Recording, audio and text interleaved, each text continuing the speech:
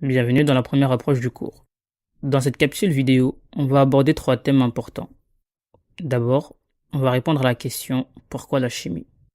Ensuite, je vous dévoilerai le programme pour savoir exactement ce qui vous attend. Et enfin, on parlera de l'audience visée.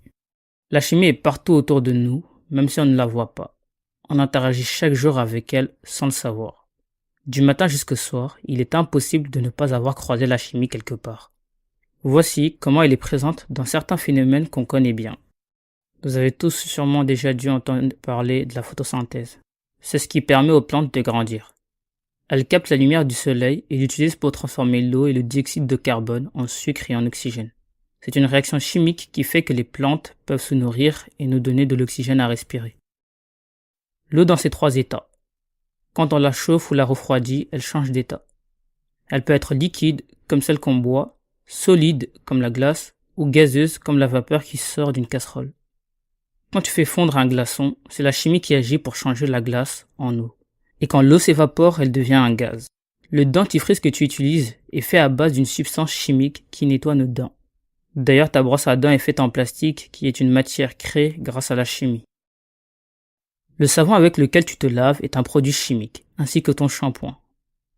Et je peux encore te citer beaucoup d'autres exemples comme la mousse qui se forme quand tu te douches avec ton gel, le goût du sel que tu as mis dans l'eau et le fait qu'on ne le voit pas quand tu en mets une petite quantité, les phénomènes d'explosion, les différents états du beurre et le fait qu'il ne se mélange pas bien à l'eau ou qu'il flotte à sa surface, l'efficacité du lave-vaisselle, les différents états de l'œuf ainsi que l'eau en ébullition dans la marmite. Il y en a encore plein d'autres éléments dans lesquels la chimie intervient. En bref, on peut retenir comme définition que la chimie est la science qui étudie les propriétés de la matière ainsi que ses transformations. Et pour mieux interagir avec notre environnement, il est important de l'étudier.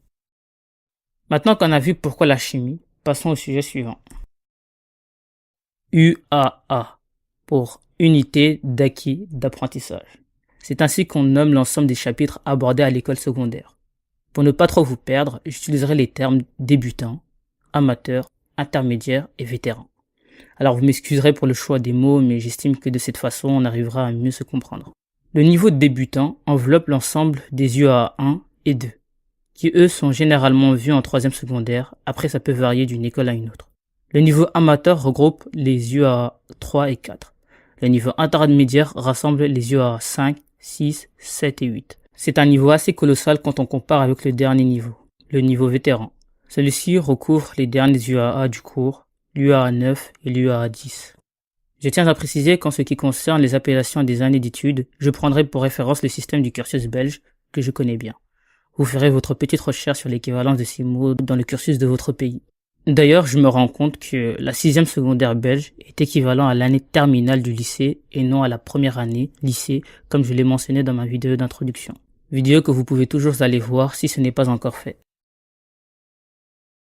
L'objectif de cette année est de parcourir les 2 premiers UAA, à savoir la constitution et la classification de la matière, suivie de la réaction chimique en approche qualitative.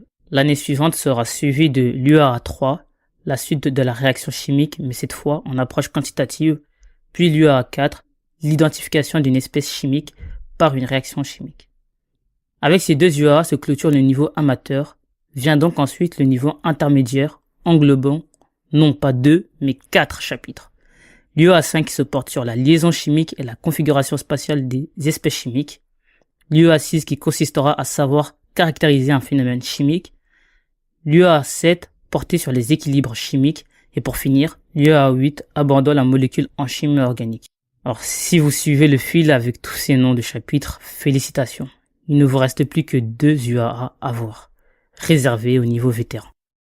L'UAA 9 sur la macromolécule en chimie organique et le dernier, l'UAA 10 se portant sur les réactions avec transfert, à savoir la réaction acido-basique et la réaction d'oxydoréduction. Certainement, j'ai conscience que ça fait beaucoup à encaisser, mais rassurez-vous, tout se fera en douceur. La preuve, pour mieux représenter le parcours, voici où nous en sommes. Nous sommes à l'UAA 1, qui à lui seul contient 3 chapitres. Je vous dévoile déjà le sujet de la prochaine capsule, la composition de la matière. Alors tenez bon, on y est presque. Voici le premier point que l'on a déjà abordé dans cette vidéo. Je vous laisse la suite en suspense. Passons maintenant à l'audience ciblée. L'audience visée vérifie au moins un des critères suivants. Tu peux être un étudiant et juger bon de suivre le cours pour solidifier tes bases. Tu peux être du genre débrouillard et suivre le cours également. Tu peux être en période de révision à l'approche d'un examen ou d'un bilan et regarder mes vidéos pour revoir les chapitres que vous voyez ou avez vus en classe. Ou bien, tu ne corresponds à aucun de ces critères, mais la curiosité est ton seul moteur. Tu peux donc, bien sûr, suivre ces cours pour enrichir tes connaissances. Maintenant que nous avons abordé les 3 sujets de cette vidéo, la capsule touche à sa fin. Retrouvons-nous au prochain. Prenez soin de vous et à bientôt. Tchuss.